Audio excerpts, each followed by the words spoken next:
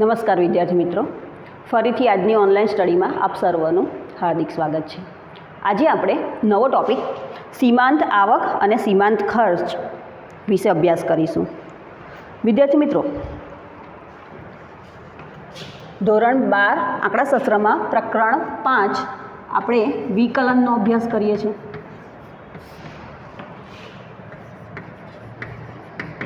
सीमांत आवक, आवक को अथवा तो आमदनी को इंग्लिश में एने रेवन्यू कहवाय अने सीमांत खर्च।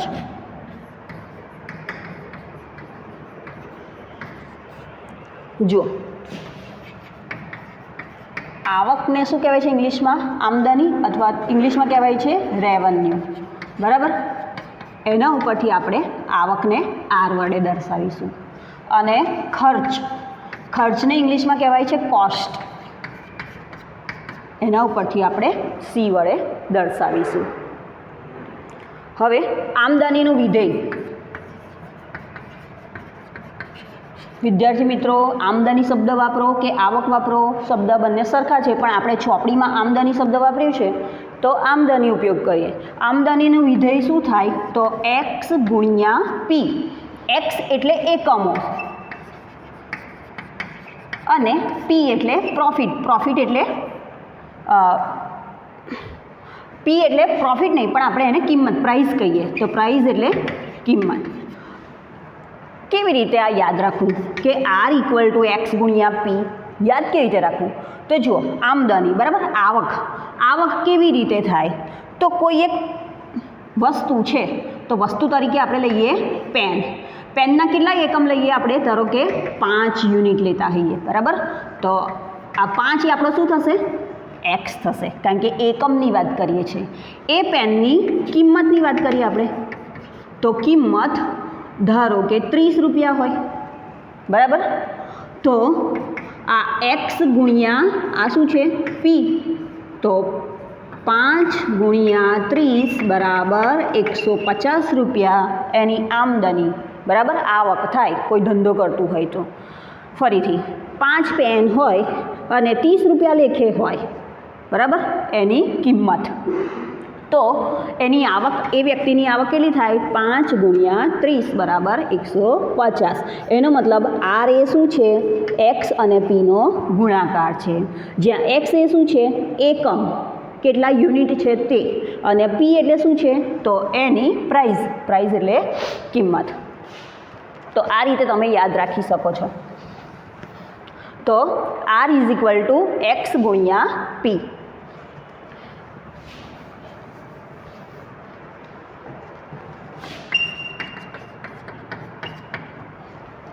एक्स गुण્યા पी लखो, पी गुण્યા एक्स लखो, बंने सरखू है। तो आमदनी परथी सीमांत आमदनी एनो मतलब शू तो सीमांत आमदनी प्रेक्टिकली ज्यारे आपणे गणतरीनी वात करवानी छे तो जे आरनुं विधेय छे एने विकलन करवानुं एक्सनी सापेक्ष, that is D R by D X. तो फरीथी आमदनी एटले आर याद राखवा माटेनुं शुं छे तमारे एक तो आ अने सीमांत आमदनी। तो आयु सीमांत आमदनी एटले के D R by D X, ज्यां आर एटले शू एक्स गुण્યા पी। नवो टॉपिक जोईए आपणे सीमांत खर्च।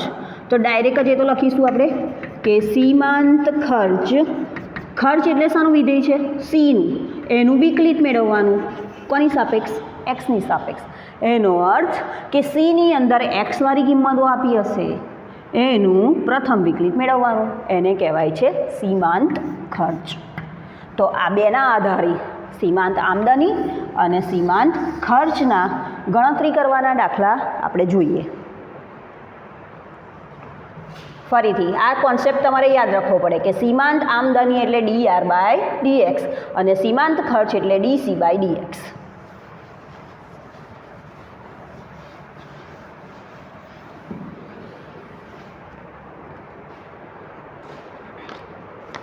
विभाग डी नो 15मो दाखलो। जो मांगनु विधेय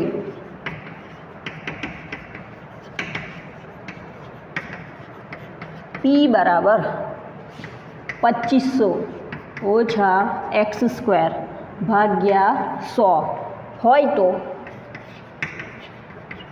સીમાંત આમદની મેળવો.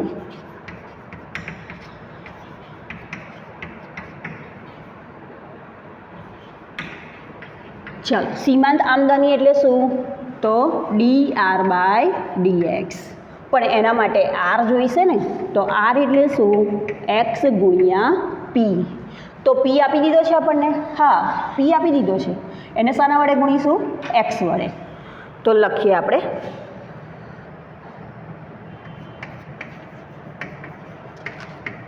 આમદની વિધેય આર બરાબર પી ગુણ્યા એક્સ. પી તરીકે તો આલ્યા જ છે 2500 ઓછા એક્સ સ્ક્વેર ભાગ્યા 100. એની સાથે ગુણાકારમાં એક્સ. હવે આ ગુણાકારમાં એક્સ છે એનો મતલબ એ અંશ સાથે ગુણાશે, કશું નહીં એના છેદમાં, એટલે 100 અને 1નો ગુણાકાર. આ જે કૌંસ છે એની સાથે એક્સનો ગુણાકાર, એટલે કે 2500 minus x square into x ભાગ્યા 100. તો 2500 ઇન્ટુ એક્સ એના ભાગાકારમાં 100. એક્સ સ્ક્વેર ઇન્ટુ એક્સ એટલે એક્સ ઘન, એના ભાગાકારમાં 100. ફરી મેં એક સ્ટેપ કાઢી નાખ્યું છે. આ એક્સ ગુણવાનો, પછી 100 બંનેના છેદમાં છે એટલે અલગ અલગ લખ્યા. 25x ઓછા એક્સ ઘન ભાગ્યા 100. આ કયું વિધેય થયું? આરનું વિધેય થયું. હવે પ્રશ્ન શું છે? સીમાંત આમદની મેળવો. એટલે કે શું થશે? આરનું એક્સની સાપેક્ષ પ્રથમ વિકલિત, તો dr/dx. જુઓ, 25xનું વિકલિત શું થાય? 25xનું થાય 25 ઓછા આ 1ના છેદમાં 100 કહેવાય, એ તો એઝ ઇટ ઇઝ રહેશે. એનો મતલબ 100 તો ભાગાકારમાં એઝ ઇટ ઇઝ રહેશે જ. તો એક્સ ઘન એટલે 3 આગળ આવી જાય, તો 3x સ્ક્વેર ભાગ્યા 100. તો 25 ઓછા 3x સ્ક્વેર ભાગ્યા 100 આપણો માંગેલો જવાબ થયો. શું કીધું? ફરીથી કે માંગનું વિધેય પી આલેલું છે, સીમાંત આમદની dr/dx મેળવવાના છે. તો dr/dx મેળવવું હોય તો પહેલાં આર હોવો જોઈએ. આર નથી. આર એ શું છે? પી અને એક્સનો ગુણાકાર. પી આપ્યો છે એની સાથે એક્સ ગુણ્યું, એનો મતલબ આપણી પાસે કયું વિધેય થઈ ગયું? 25x ઓછા એક્સ ઘન ભાગ્યા 100. આ આર મળી ગયો. હવે એનું વિકલિત મેળવીશું, તો dr/dx. તો આ થયો સીમાંત આમદની મેળવવાનો દાખલો. છે ને સહેલો? ફક્ત તમારે વ્યાખ્યા યાદ રાખવાની છે કે સીમાંત આમદની મેળવવાની છે. એના માટે શું જોઈએ? આર જોઈએ. આર ના હોય તો મેળવવો પડે, ત્યારબાદ એનું વિકલન થાય.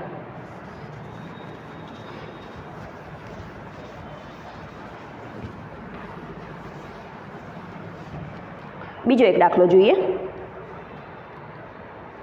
19મો દાખલો. ખાંડના એક કારખાનાનું ઉત્પાદન ખર્ચ. ઉત્પાદન ખર્ચને શું કહેવાય? સી. ઉત્પાદન ખર્ચ એટલે સી. એક્સ સ્ક્વેર ભાગ્યા 10 વત્તા 5x વત્તા 200. જો ઉત્પાદન 100 એકમ, ઉત્પાદન એટલે શું? ઉત્પાદન 100 એકમ એટલે એનો મતલબ શું થાય? x બરાબર 100 છે. તો સીમાંત ખર્ચ શોધો. સીમાંત ખર્ચ. સીમાંત ખર્ચ એટલે શું? જે પણ સી છે ને એનું વિકલન dc/dx. ફરીથી સી આલી દીધો છે, એક્સ 100 આપ્યા છે, સીમાંત ખર્ચ શોધવાનો છે. સાથે સાથે એવું કહે છે અર્થઘટન કરો.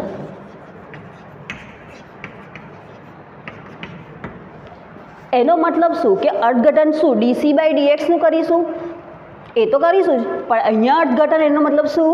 કે x બરાબર 100 મૂકીને જે જવાબ આવે એની વાત કરવાની છે. બરાબર?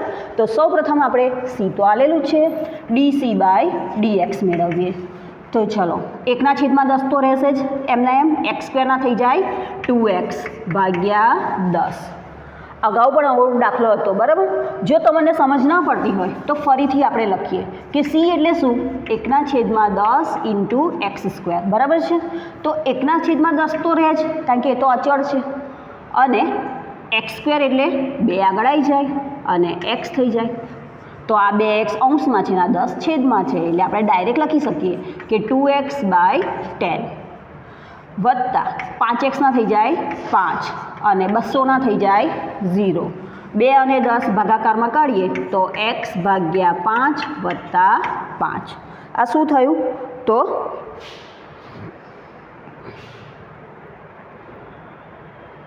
પ્રથમ વિકલિત એટલે કે dc/dx મળ્યા આપણને. dc/dxની કિંમત મળી. એનો મતલબ સીમાંત ખર્ચ આપણને મળી ગયો. અર્થઘટન કરવા માટે x 100 મૂકી દઈશું પાછા. તો લખીએ આપણે કે x બરાબર 100 મૂકતા dc/dx બરાબર 100/5 વત્તા 5. 100/5 એટલે 20, 20 × 100, 20 વત્તા 5 એટલે કે 25. બરાબર. અર્થઘટન શબ્દોમાં લખવું હોય તો કે x બરાબર 100 એ 100 શું છે? ઉત્પાદન કરતા આટલા એકમ, બરાબર. 100 એકમ ઉત્પાદન માટે સીમાંત ખર્ચ કેટલો થાય? સીમાંત ખર્ચ એટલે dc/dx કેટલો થાય? 25 થાય. જો રૂપિયા હોય તો રૂપિયા, અને જે એકમની વાત કરી હોય, બરાબર, રૂપિયા કે ડોલર જે વાત કરી હોય. ફરીથી અર્થઘટન કરવા માટે શું કરવું પડે? આ x જે છે ને એ dc/dxમાં મૂકવો પડે. તો 100 એકમ ઉત્પાદન કરવો હોય તો સીમાંત ખર્ચ 25 થશે. તો આ થયું વિકલન, બરાબર, સીમાંત ખર્ચનો દાખલો. બીજો એક દાખલો આવવો જોઈએ આપણે.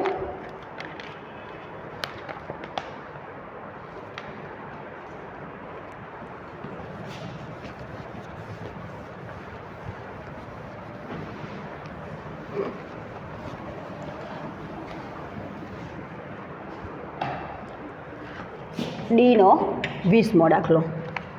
કોઈ એક વસ્તુના x એકમ બનાવવા માટે થતા ખર્ચનું વિધેય, ખર્ચ એટલે શું કહેવાય? c કહેવાય. તો c બરાબર 50 વત્તા 2x વત્તા √x હોય તો 100 એકમ ઉત્પાદન કેટલું કરવાનું છે? હમણાં જ દાખલાવાની વાત આવી ને એમ જ ઉત્પાદનને શું કહીશું આપણે? એકમ છે એટલે x કહીશું કે 100 એકમ ઉત્પાદન કરવું હોય તો સીમાંત ખર્ચ શોધો અને તેનું અર્થઘટન કરો. સીમાંત ખર્ચ એટલે dc/dx અને ત્યાર પછી શું કરવાનું છે? તો અર્થઘટન. આગળ જે દાખલો કર્યો સેમ એનો જેવો દાખલો છે. સૌ પ્રથમ તો આનું વિકલિત મેળવવું પડે, પણ √x એટલે xની 1/2 ઘાત, તો 50 વત્તા 2x વત્તા xની 1/2 ઘાત. હવે વિકલિત મેળવીએ તો dc/dx. 50નું શું થઈ જાય? 0, અચળ છે. 2x ના થઈ ગયા 2 અને 1/2 xની 1/2 માઇનસ 1. એનો મતલબ 2 વત્તા 1/2 xની 2 × 2, 1 ઓછા 2 એટલે -1 ભાગાકારમાં 2 એટલે કે 2 વત્તા આ માઇનસ છે છેદમાં લખી દઈએ, 2 તો છેદમાં છે જ આ, બરાબર, અને x⁻², બરાબર છે. હજી પણ આપણે વ્યવસ્થિત કરીએ તો 2 + 1/2 x⁻² એટલે √x. તો તમારે ડાયરેક્ટ યાદ રાખવું હોય તો પણ રાખી શકો કે √xનું વિકલિત શું થાય? 1/2 √x, બરાબર. પણ આ તો શું થયો? dc/dx. ઉત્પાદન કેટલું મૂકવાનું છે? 100. તો લખીએ આપણે x બરાબર 100 મૂકતા dc/dx 2 વત્તા 1/2 √100. હવે 100નું વર્ગમૂળ કેટલું થાય? 10.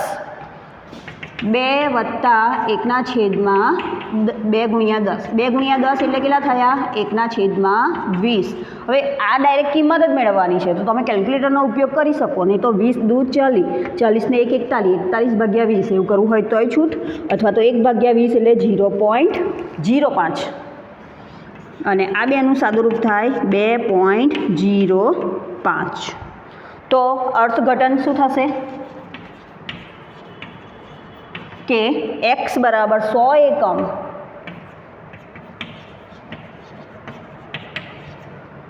ઉત્પાદન થતાં સીમાંત ખર્ચ કેટલો થશે? 2.05. જ્યારે તમને અર્થઘટન શબ્દ કહ્યું હોય તો તમારે આ લીટી લખવી પડે.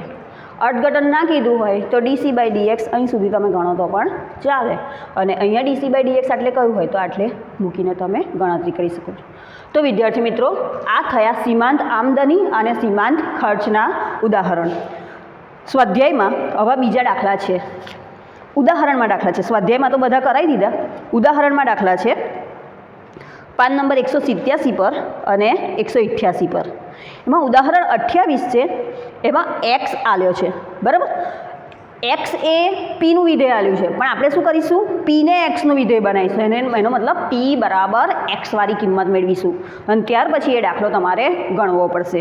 તો ઉદાહરણ 28, 27 અને 29 જાતે એનો અભ્યાસ કરજો અને આ દાખલાની પ્રેક્ટિસ કરજો. વિભાગ ડી 3 માર્ક્સમાં પૂછાય છે, બરાબર? તો આટલા સરળ દાખલાના તમે 3 માર્ક્સ આશા રાખું કે તમે આસાનીથી મેળવી શકો. Thank you.